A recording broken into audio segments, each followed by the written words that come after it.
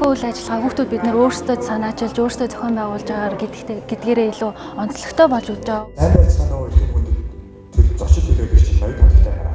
Сайн байцгаана уу хүндэд хүүхэд залуус зохион байгуулагч та. Одоо хүүхдүүд бидэнд боломж буюу хамгийн чухал асуудал болох хүүхэд хамгааллын асуудлыг сонгоод байна. Өмнө нь иймэрхүү арга хэмжээнүүд ерөнхийдөө зохион яг хүүхдүүд бол санаачлаа зохион байгуулах жаагүй энийг яг анхных нь гэж бодож байна.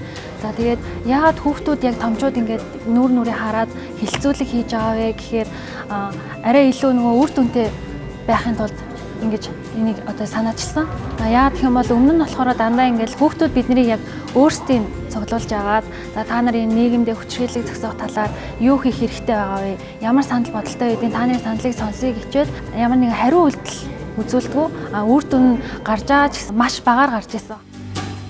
Бид нар яг ингээд нүүр нүрээ харж агаад яг амлалтыг аваад өөртөө хамтдаа амтлаад ийм зүйлийг хийвэл таслан зогсооноо. Бид нар ийм зүйлийг ингээд хийж чаднаа. Та нарын зүгээс юу хийж чадах вэ гэдэг зүйлээсээ ингэ ярьж байгаа. Илүү бодит болсноороо цаашаа илүү үр дүн гаргаж шилхүүний нэмийг бүтээх үр дүндээ хүрэх юм болоо гэдэг үгнээс ингэж хийсэн байгаа. Хүүхэд хүчирхийллийн эсрэг хүүхэд хамгааллын тухай маш олон хуулиуд байдаг. Тэгээд энэ хууль нь ингээд байдаг ч гэсэн хэрэгжилт муутай юм шиг санагддаг.